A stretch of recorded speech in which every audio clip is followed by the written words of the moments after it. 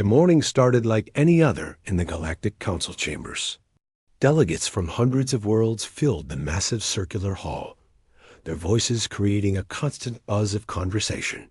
The Xanthari sat in their golden seats, looking down at everyone else with their usual pride.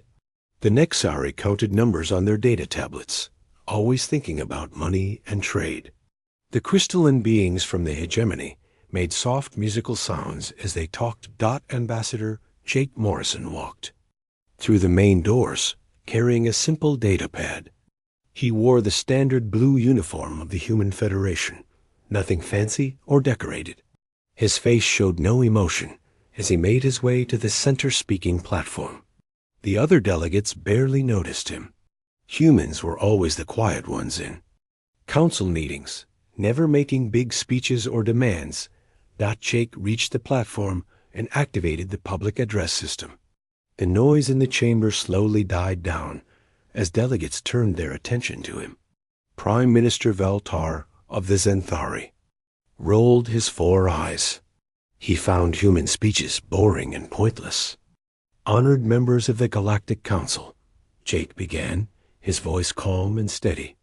I stand before you today to deliver a final message from the Human Federation. The word final caught some attention. Trade Director Kicksmith of the Nexari looked up from his numbers. A few other delegates shifted in their seats. Jake continued without pause.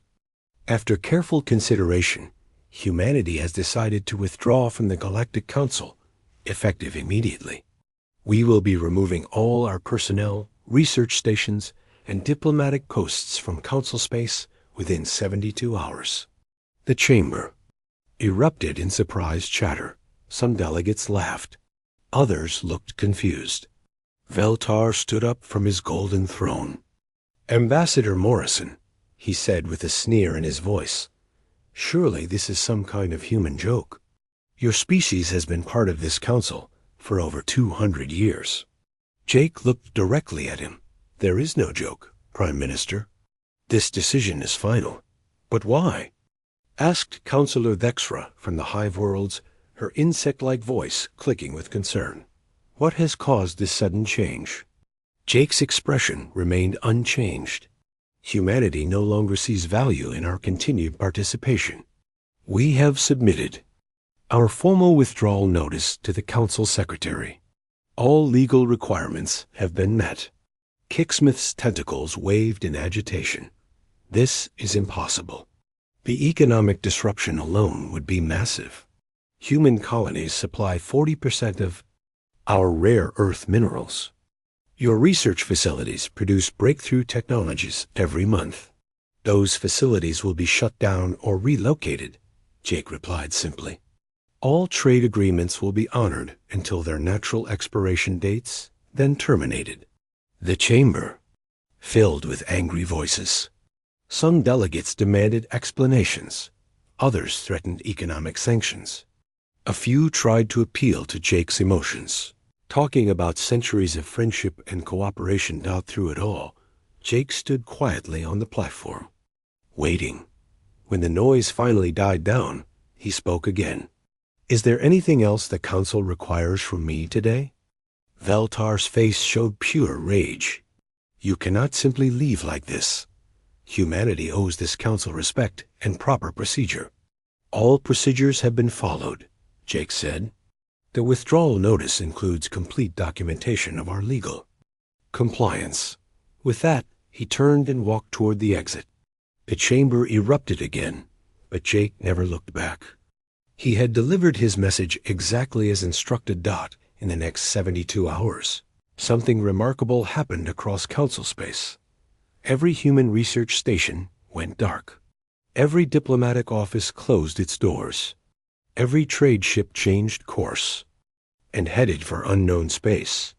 The evacuation was so smooth and quiet that most people barely noticed it happening.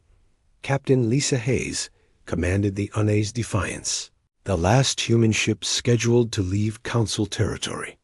She stood on the bridge, watching her crew complete final preparations.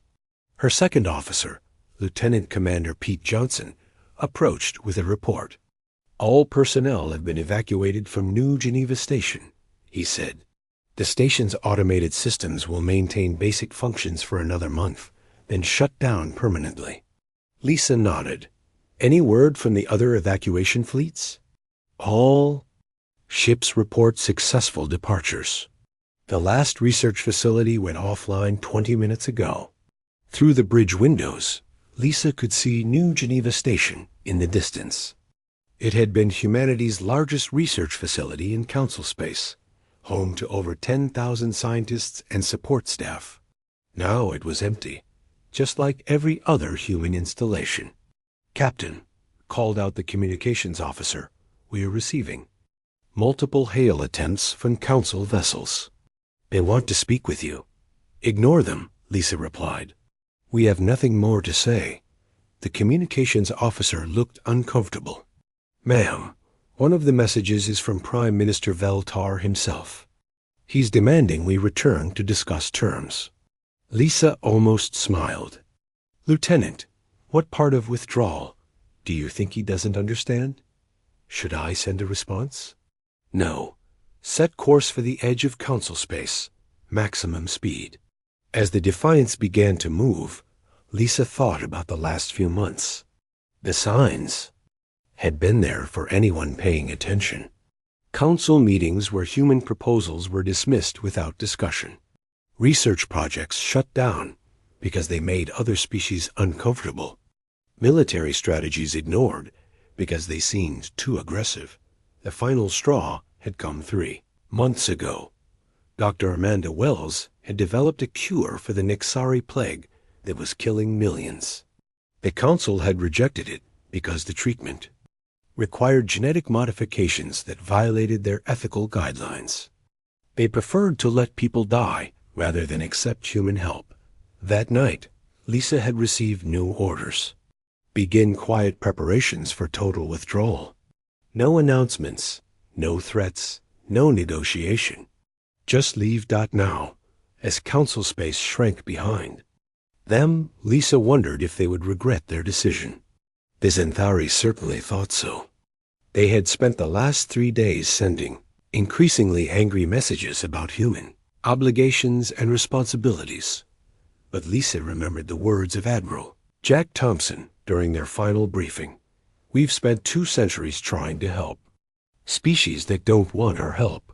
Maybe it's time they learned what the galaxy looks like without us." The Defiance reached the edge of council space exactly 72 hours after Jake Morrison had delivered his message. As they crossed the boundary, the ship's sensors detected the last automated shutdown of human facilities behind them. "That's it," announced the sensor operator. "All human installations in council space are now offline." Lisa looked at her crew. They all knew they were making history, but none of them looked sad about leaving. If anything, they seemed relieved. "Set course for the rendezvous point," she ordered. "It's time to go home." As the stars shifted around them, the Defiance jumped to faster-than-light travel. Behind them, council space continued its normal daily routine, mostly unaware that humanity had just vanished completely. In the council chambers, Veltar was still raging about human rudeness and disrespect. Kixmoth was calculating the economic impact of losing human trade. Other delegates were making plans to fill the gaps left by human departure. None of them realized they were about to learn a very expensive lesson about taking things for granted. 6 months had passed since the humans left, and Trade Director Kixmoth was starting to worry. The numbers on his datapad showed problems that were getting worse each week. The Nexari had always been good with mathematics, but these calculations were giving him headaches. The first signs appeared in the shipping lanes. Trade routes that had worked perfectly for decades suddenly became dangerous. Pirates attacked merchant vessels in areas that had been safe for years. The strange thing was that these weren't random attacks. The pirates seemed to know exactly which ships carried the most valuable cargo. Kixmoth called his security chief, Commander Zixtal, to his office. The younger Nexari's tentacles were pale with stress as he delivered his report. "The attack patterns don't make sense," Zixtel explained, his voice shaking slightly. "These pirates are using tactics we've never seen before. They strike fast, take what they want, and disappear before our patrol ships can respond." "What about our intelligence network?" Kixmoth asked. "Surely we can predict where they'll hit next." Zixtel's tentacles drooped. "That's the problem, sir. Our intelligence network was built around human data analysis. Dr. Amanda Wells and her team processed most of our security information. Without them, we're essentially blind." Kixsmith felt his stomach turn cold. He had forgotten that the humans had been running their security analysis for over 50 years. It had seemed like such a small thing at the time. Just humans sitting in quiet offices, looking at numbers and making reports. The door chimed, and another Nexari entered. This was Bixmuth, head of the agricultural division. His usual cheerful demeanor was gone. "Director," Bixmuth said urgently, "we have a crisis developing in the food production sectors. The Kepler colonies are reporting massive crop failures." "What kind of failures?" Kixmoth demanded. "Some kind of blight that's destroying everything. The local scientists can't identify it, and their treatments aren't working. They're requesting immediate assistance." Kixmoth's mind raced. "Contact Dr. Wells immediately. She's our best xenobiologist." "Sir," Bixmoth said quietly, "Dr. Wells left with the humans 6 months ago. So did Dr. Ryan Cooper and the entire terraforming research team." The weight of realization hit Kixmoth like a physical blow. The humans hadn't just been council members. They had been specialists, experts, problem solvers who worked behind the scenes. Every time there was a crisis, someone had always suggested calling the humans. Now there were no humans to call. Meanwhile, in the crystal spires of the hegemony homeworld, Vexani was experiencing similar problems.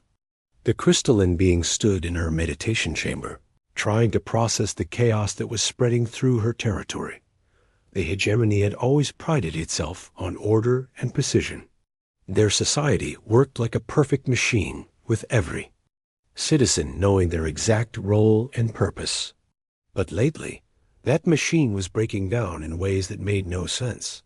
Manufacturing plants were producing defective products. Transportation systems were failing at random intervals. Even their communication networks were experiencing mysterious glitches. The worst part was that nobody could figure out why.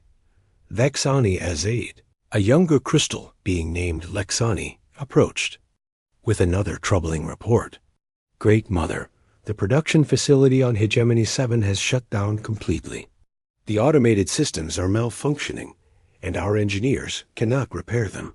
"What do the diagnostic reports show?" Vexani asked, her voice creating soft harmonics in the crystal chamber. "That's the strange part," Lexani replied. "The diagnostic systems themselves are failing. It's as if someone removed the instructions for how to fix things." Vexani thought about this for a moment. "Contact Engineer Cooper from the Human Research Division. His team has experience with our automated systems." Lexani's light dimmed with embarrassment. "Great Mother, Engineer Cooper left with the other humans. So did his entire technical support team." The realization struck Vexani like a discordant note. For decades, human engineers had quietly maintained and improved hegemony technology. They had never asked for credit or recognition. They simply fixed problems and made things work better. Now they were gone, and the hegemony was discovering how much they had depended on human expertise.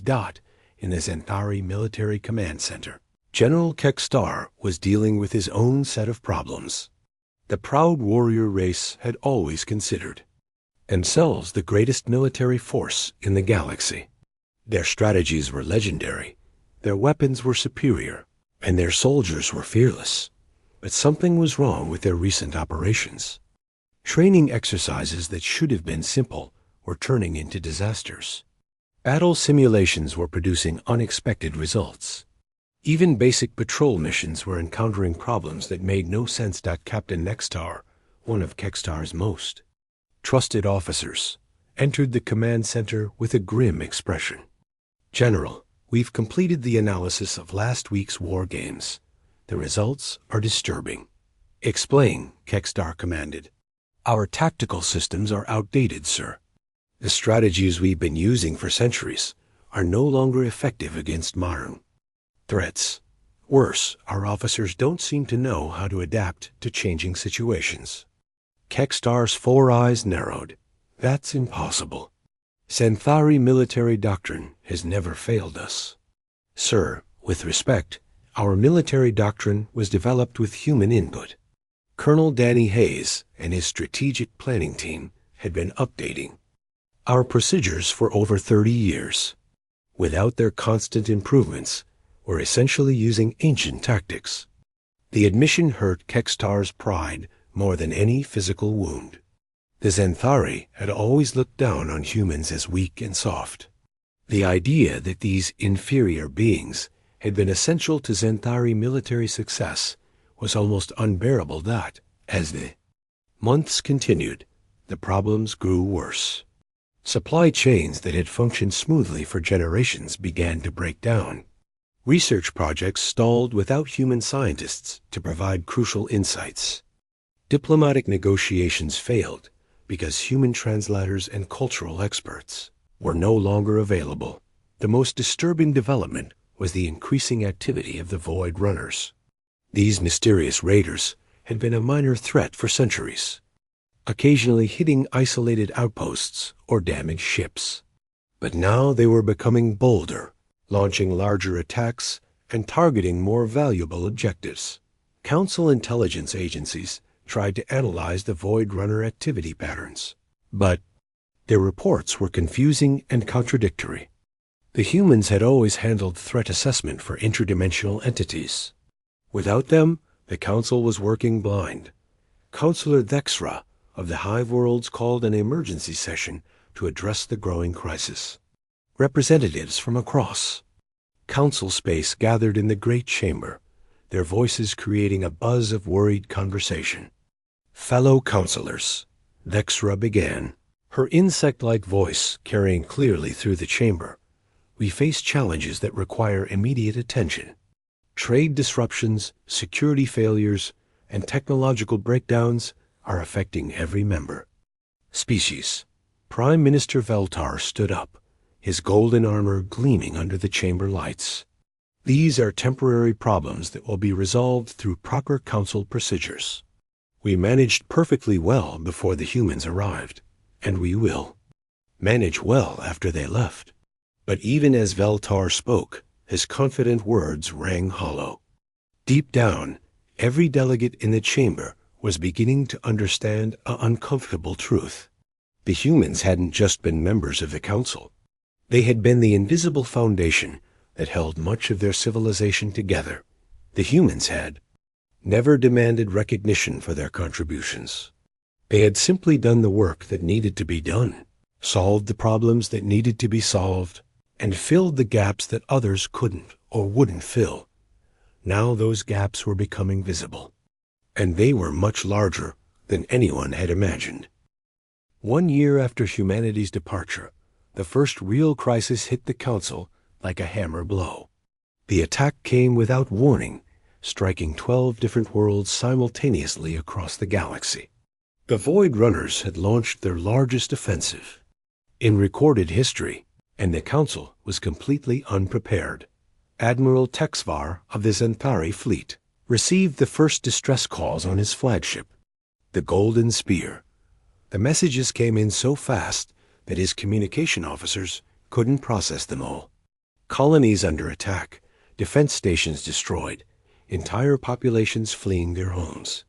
"Admiral," called out his tactical officer, "we're receiving emergency signals from Kepler-7, New Harmony, Crystal Falls, and at least 9 other systems. All report Void Runner attacks in progress." Texvar studied the tactical display with growing alarm. The red markers showing enemy activity covered nearly a quarter of Council space.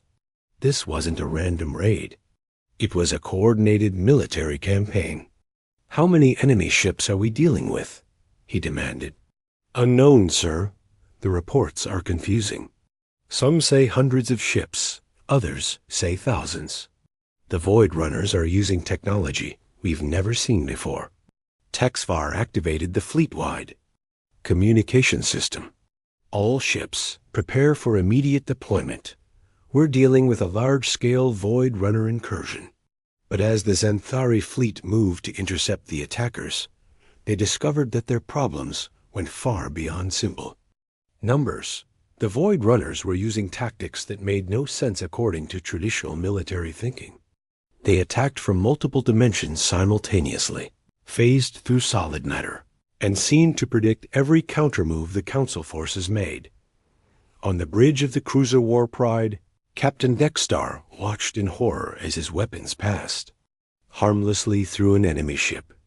Weapons officer report, "Why aren't our shots connecting?" "The enemy vessels keep shifting between dimensional phases, sir. Our targeting systems can't lock onto them." Dexter felt panic rising in his chest. What about the dimensional countermeasures that Admiral Hayes developed last year? His science officer looked confused. "Sir, Admiral Hayes was human. He left with the others a year ago. We don't have access to his search anymore." The realization hit Dexter like a physical blow.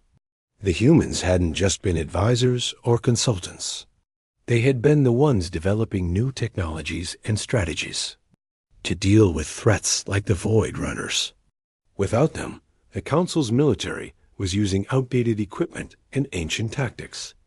Across the galaxy, similar scenes were playing out on dozens of worlds. The Nexari trade fleet tried to evacuate civilians from the attacked colonies, but their ships were being destroyed faster than they could respond. The hegemony's automated defense systems were failing because nobody knew how to adapt them to fight dimensional raiders. On Kepler 7, Governor Picksmith was trapped in his command bunker as Void Runner soldiers materialized inside the planetary defense center. The beings looked like living shadows with glowing red eyes, and they moved through walls as if they were made of air. "Security teams to level 5, Picksmith shouted into his communicator. "Void Runners have breached the main complex." But his security teams were no match for enemies that could appear anywhere without warning. The Void Runners systematically destroyed every piece of equipment they could find, then vanished just as quickly as they had arrived. In desperation, Picksmith tried to contact the human research station that had been studying Void Runner technology. The automated response informed him that the station had been shut down 11 months ago. Meanwhile, on the hive world of Vex Prime, Counselor Vexra was coordinating the Council's emergency response from her underground command center. Insect-like beings' multiple arms moved frantically over control panels as she tried to make sense of the chaos. "Status report," she demanded from her military aide. 12 systems under attack, 17 defense fleets engaged or destroyed. Estimated civilian casualties in the millions and rising, the aide reported with clicking urgency. "What about our intelligence on Void Runner capabilities? We need to know their weaknesses." The aide's wings drooped. "Ma'am, most of our Void Runner research was conducted by the human xenology teams. Dr. Sarah Baker's department had the most complete files on interdimensional entities. All of that research left with them." Dextra felt her compound eyes dim with despair. The humans had always been the ones asking uncomfortable questions about galactic threats. While other species focused on trade and politics, human scientists had studied dangerous phenomena that everyone else preferred to ignore. The situation grew worse as the hours passed. Traditional military tactics proved useless against an enemy that could attack from multiple dimensions. Council fleets found themselves fighting shadows that struck without warning and disappeared before retaliation was possible. On the bridge of the Nexari flagship Prophet's Edge, Admiral Cuxmoth was receiving reports that made no sense. They destroyed the entire defense grid without taking a single casualty? How is that possible? The enemy seems to know exactly where to strike for maximum damage, his tactical officer explained. It's as if they have detailed intelligence on all our military installations. Cuxmoth's tentacles writhed with frustration. Get me a connection to Human Intelligence Services. We need their analysis of Void Runner behavior patterns. Sir, his communications officer said quietly, there are no Human Intelligence Services anymore. They withdrew from all cooperative agreements when they left the Council. The admission stung worse than any military defeat. The Council had become so used to human expertise that they had forgotten how to function without it. Every time there was a crisis, someone had always suggested consulting with human specialists. Now there were no specialists to consult. As the attacks continued, desperate Council leaders began trying to contact humanity directly. Prime Minister Veltar sent increasingly frantic messages to any frequency that might reach human space. Trade Director Cuxmoth offered massive economic incentives for human assistance. Even the proud crystalline hegemony swallowed their dignity and begged for help. Every message went unanswered. The humans had vanished so completely that it was as if they had never existed. No one knew where they had gone or how to reach them. The galaxy's most adaptable and resourceful species had simply disappeared. The Void Runner offensive continued for 6 devastating days.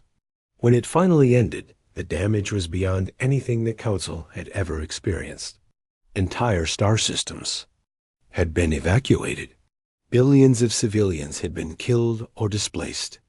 The military losses were so severe that some member species no longer had functional defense forces.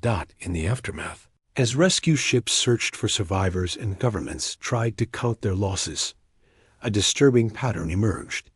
The Void Runners had targeted facilities and technologies that humans had helped develop or maintain. It was as if the attackers knew exactly which systems would be most vulnerable without human support. Counselor Dexra stood in her damaged command center, looking at the reports that painted a picture of unprecedented disaster. Her aide approached with the final casualty figures. The numbers are still preliminary, the aide said, but we estimate over 4 billion dead, with twice that number displaced from their homes. The economic damage will take decades to repair. Dexra stared at the numbers in disbelief. How could we have been so unprepared? We've dealt with Void Runner attacks before. Never like this, ma'am. Previous attacks were small raids that caused minimal damage. The humans always managed to contain them quickly. The truth was becoming impossible to ignore. For centuries, humanity had served as the galaxy's immune system, fighting threats that other species couldn't or wouldn't handle. They had done it so quietly and efficiently that everyone else had taken their protection for granted. Now, with the humans gone, the galaxy was discovering what it really looked like when predators had free rein. The Void Runners weren't just random raiders. They were intelligent enemies who had been testing Council defenses for generations, held back only by human countermeasures. As news of the disaster spread throughout Council space, a new emotion began to take hold among the surviving populations. For the first time in their long history, the member species of the Galactic Council were truly afraid. And somewhere in the vast emptiness of space, humanity remained silent. 2 years had passed since humanity's silent departure, and the Galactic Council was dying. The great chamber that had once buzzed with the voices of hundreds of species now echoed with the desperate whispers of survivors. More than half the member worlds had fallen to Void Runner attacks or been abandoned by their populations. Prime Minister Veltar sat alone in his damaged office, staring at reports that painted a picture of complete collapse. The golden Zenthari homeworld, pride of his species for 10,000 years, had been evacuated just 3 days ago. The Void Runners had broken through every defense, overrun every fortress, and turned the cradle of Zenthari civilization into a lifeless wasteland. His aide, Captain Lexstar, entered with yet another batch of bad news. The young officer's once proud bearing was gone, replaced by the hunched posture of defeat. Sir, we've lost contact with the outer colonies. The refugee fleets report Void Runner pursuit ships shadowing them. They're requesting permission to enter neutral space. What neutral space? Veltar asked bitterly. The entire galaxy is a war zone now. Lexstar shifted uncomfortably. Sir, there are reports of safe zones in the galactic rim. Colonies that have successfully repelled Void Runner attacks. Some refugees claim they've seen human ships in those areas. Veltar's four eyes focused sharply on his aide. Human ships? Are you certain? The reports are unconfirmed, but survivors describe vessels using technology we've never seen before. Ships that can fight Void Runners on equal terms. For a moment, hope flickered in Veltar's chest. Then reality crashed back down on him. Even if humans were still out there, why would they help the Council that had dismissed them so arrogantly? In what remained of Nexari space, Trade Director Kixmuth was facing the end of his civilization's greatest achievement. The Nexari trade empire, built over thousands of years, had crumbled in less than 24 months. Their merchant fleets were gone, their trading posts destroyed, their economic networks shattered. Kixmuth stood in the ruins of his headquarters on the Nexari homeworld, surrounded by the wreckage of his life's work. His assistant, Nixmuth, approached with a datapad containing their final economic analysis. Director, the numbers are complete. We've lost 97% of our commercial infrastructure. The few remaining trade routes are too dangerous. To use, Kixmuth's tentacles drooped with exhaustion. What about our emergency reserves? The strategic stockpiles? Gone, sir. The Void Runners seem to target our storage facilities specifically. It's as if they know exactly where we keep our most valuable resources. The observation sent a chill through Kixmuth's body. The Void Runners weren't just destroying things randomly. They were systematically dismantling the foundations of Council civilization, targeting the exact systems and resources that kept everything functioning. Sir, Nixmuth continued hesitantly, there's something else. We've been monitoring communication traffic from the galactic rim. There are persistent reports of human colonies that have not only survived Void Runner attacks, but have actually driven them off. Kixmuth felt his heart skip a beat. Show me. Nixmuth activated a holographic display showing the outer edge of the galaxy. Red markers indicated known Void Runner activity, while green dots showed reported human settlements. Notice the pattern, Nixmuth explained. Every area with confirmed human presence is completely free of Void Runner activity. It's as if the humans have found a way to make themselves immune to attack. Kixmuth stared at the display in amazement. The humans hadn't just survived their departure from Council space. They had thrived. While the rest of the galaxy burned, humanity had somehow created safe havens in the most dangerous regions of space. The pattern was repeated across all surviving Council territories. On hegemony worlds, on hive planets, in every corner of civilized space, the same reports kept surfacing. Human ships appearing in distant systems. Human colonies that repelled attacks that destroyed everything else. Human technology that seemed decades ahead of anything the Council possessed. Counselor, Vex recalled what might be the final session of the Galactic Council. The great chamber that had once held thousands of delegates now contained fewer than 50 representatives from the surviving worlds. Fellow counselors, she began, her voice echoing in the mostly empty space, we face the extinction of our civilization. The Void Runners have destroyed or conquered most of our territory. Our military forces are scattered or destroyed. Our economic systems have collapsed. The remaining delegates listened in grim silence. Everyone knew the situation was hopeless. However, Vexra continued, we have received confirmed reports of human activity in the galactic rim. Intelligence suggests that humanity not only survived their departure, but has developed capabilities that allow them to resist Void Runner attacks. A murmur of desperate hope ran through the chamber. Veltar stood up, his once proud bearing now bent with defeat. Counselor Vexra, what do you propose? Even if we could contact the humans, why would they help us after the way we treated them? Before Vexra could respond, the chamber's main display activated. A human face appeared on the screen, causing gasps of surprise throughout the room. The man wore a uniform none of them recognized, with insignia that suggested high military rank. Greetings, surviving members of the Galactic Council, the human said in a calm, professional voice. I am Admiral Jack Thompson of the Human Federation. Defense Force. We have been monitoring your situation. The chamber erupted in voices as delegates tried to speak at once. Veltar raised his hand for silence. Admiral Thompson, we are desperate for your assistance. The Void Runners are destroying everything we've built. Surely humanity remembers our centuries of cooperation. The Admiral's expression didn't change. Prime Minister Veltar, I'm afraid you're mistaken. The historical record shows that the Council consistently rejected human assistance, dismissed human warnings, and treated human contributions with contempt. Veltar's face flushed with shame, but desperation drove him forward.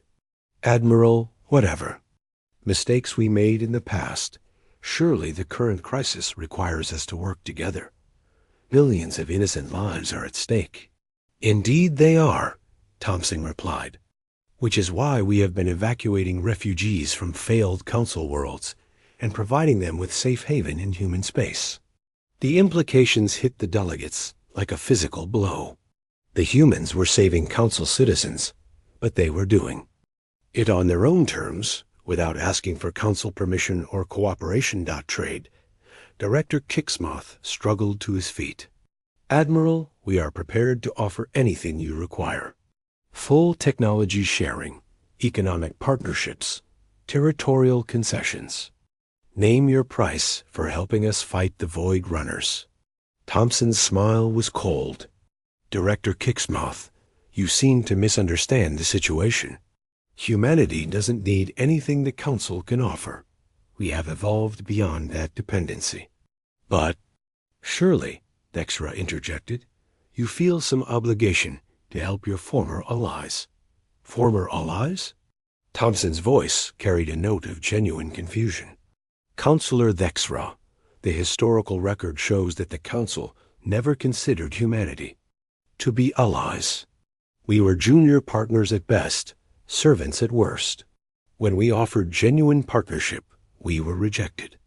When we provided critical assistance, we were dismissed. The truth of his words hung in the air like poison. The Council delegates realized that their own records would support everything the Admiral was saying. Admiral, Veltar said desperately, what must we do to earn your help? Thompson's image leaned forward slightly. Prime Minister, the question isn't what you must do. The question is what you have already done. For 200 years, humanity served as your unpaid problem solvers, your unacknowledged protectors, your invisible foundation. We asked for nothing but respect and partnership. Instead, we received condescension and dismissal. We can change, Kixmoth pleaded. We understand our mistakes now. Do you? Thompson asked. Because our records show that even now, in your moment of greatest need, you're not asking for partnership. You're asking for rescue. You still see humanity as a resource to be exploited, rather than equals to be respected.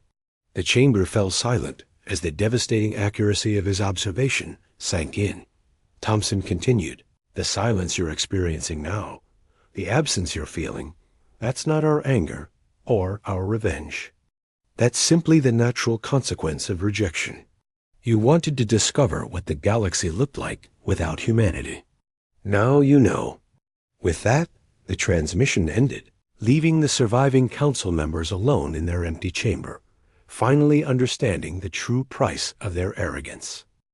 5 years had passed since humanity's departure, and the galaxy was unrecognizable.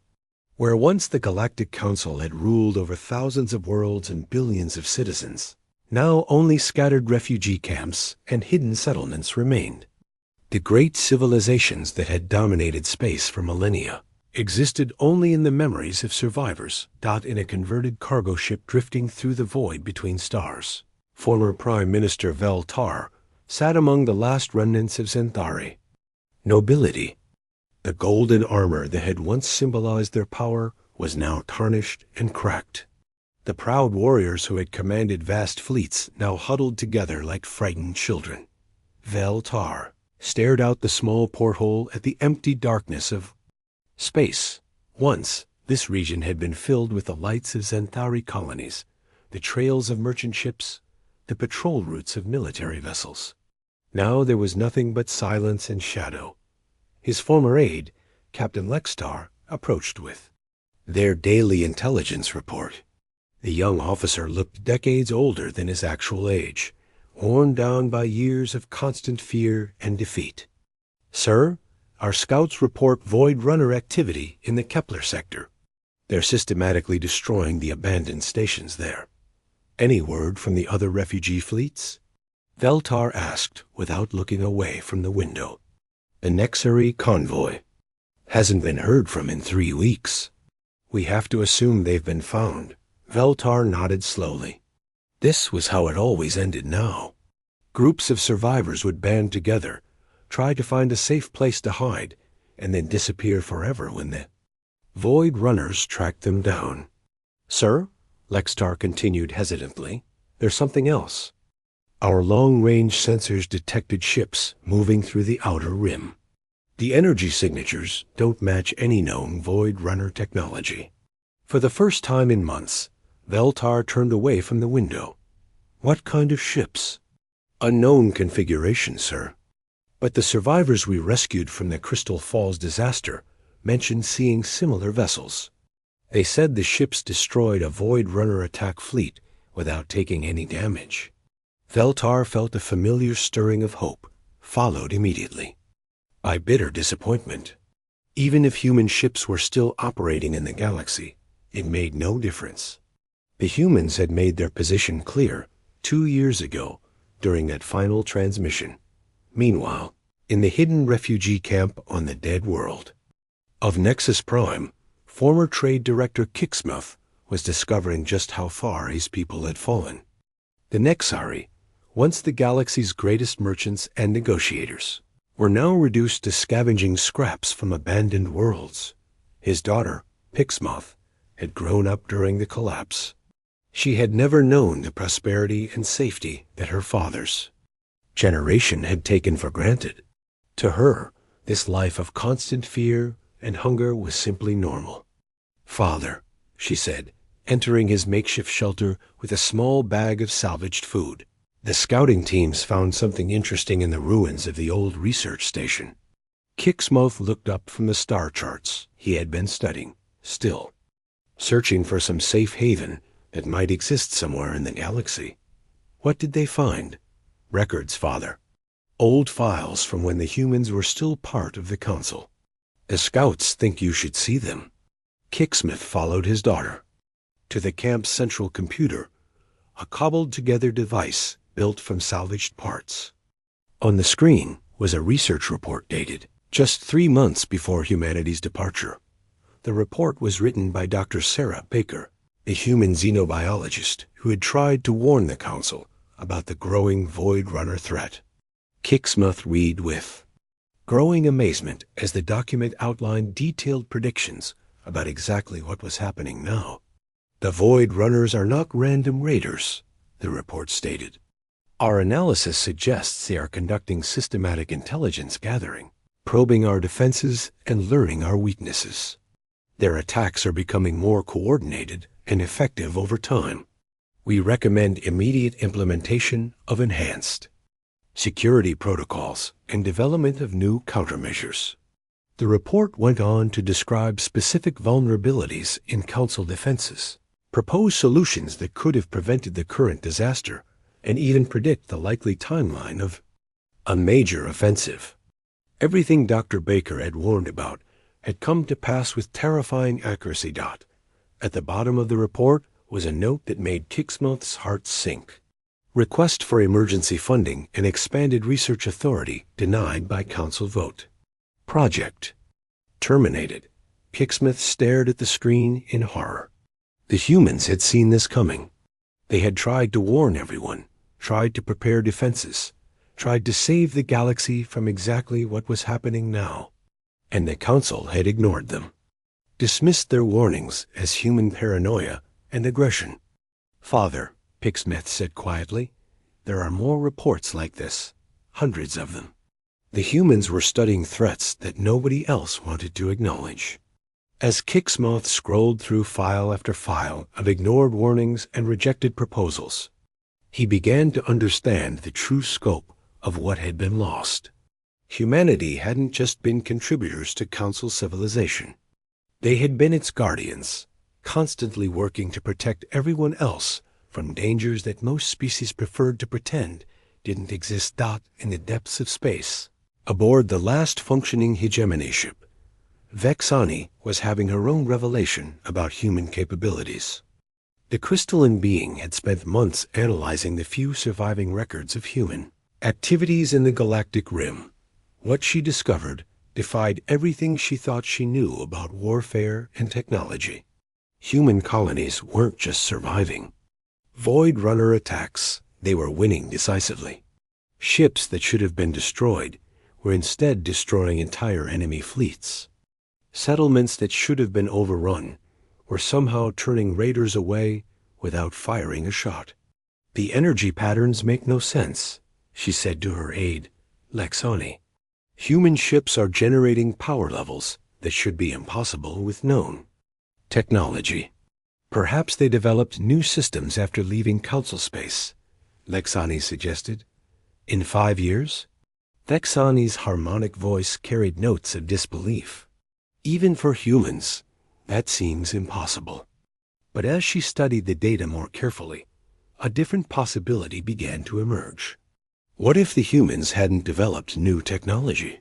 What if they had always possessed these capabilities and simply chosen not to use them while they were part of the Council? The idea was staggering. It suggested that humanity had deliberately limited themselves, holding back their true potential out of respect for Council sensibilities. They had fought with one hand tied behind their backs, using primitive weapons and tactics to avoid making. Their allies feel inferior. Now, free from Council restrictions and expectations, they were showing what they could really do. And the results were beyond anything the galaxy had ever seen. The final confirmation came 3 months later, when Captain Noah Stevens of the Human Federation made contact with one of the surviving refugee camps. The transmission was brief and businesslike, but it revealed truths that shattered the last illusions of Council superiority. This is Captain Stevens of the HFS Horizon, the human officer said, his image appearing on salvaged communication equipment. We are prepared to offer safe passage to any Council refugees who wish to relocate to protected space. The refugee camp leader, a Hive World survivor named Kextra, responded eagerly. Captain, we accept your offer. When can you arrive? Our ships are already here, Stevens replied. Suddenly, the empty space around the refugee camp filled with vessels that hadn't been there moments before. Dozens of human ships decloaked simultaneously, their hulls gleaming with technology that seemed like magic to the watching survivors. How? Kextra gasped. Our sensors showed nothing. Stevens' expression was patient but distant. We've been monitoring your location for weeks, ensuring your safety while you decided whether to accept our help. The implications were staggering. The humans had been watching, protecting, and guarding the refugees without anyone knowing they were there. They possessed stealth technology that made them completely invisible to Council sensors. As the evacuation proceeded, the refugees got their first glimpse of what humanity had become in just 5 years of freedom. The human ships were marvels of engineering that made the best council technology look primitive. The crews moved with quiet efficiency. That spoke of absolute confidence and competence. But most remarkable of all was the absence of arrogance or superiority in the humans. They treated the refugees with respectful professionalism, offering help without condescension or demands for gratitude. During the journey to human space, Kextra worked up the courage to ask Captain Stevens the question that haunted all the survivors. Captain, why did humanity leave the Council? We know there were disagreements, but surely they could have been resolved through negotiation. Stevens was quiet for a long moment before answering. Ma'am, humanity didn't leave because of disagreements. We left because we realized that the Council didn't want partners. They wanted servants. Every time we offered genuine cooperation, we were told to stay in our place. Every time we tried to address serious threats, we were accused of warmongering. But surely you could have tried harder to make them understand. Stevens turned to look at her directly, and Kextra saw something in his eyes that made her shrink back. It wasn't anger or hatred. It was the calm certainty of someone who had moved beyond the need for validation or approval.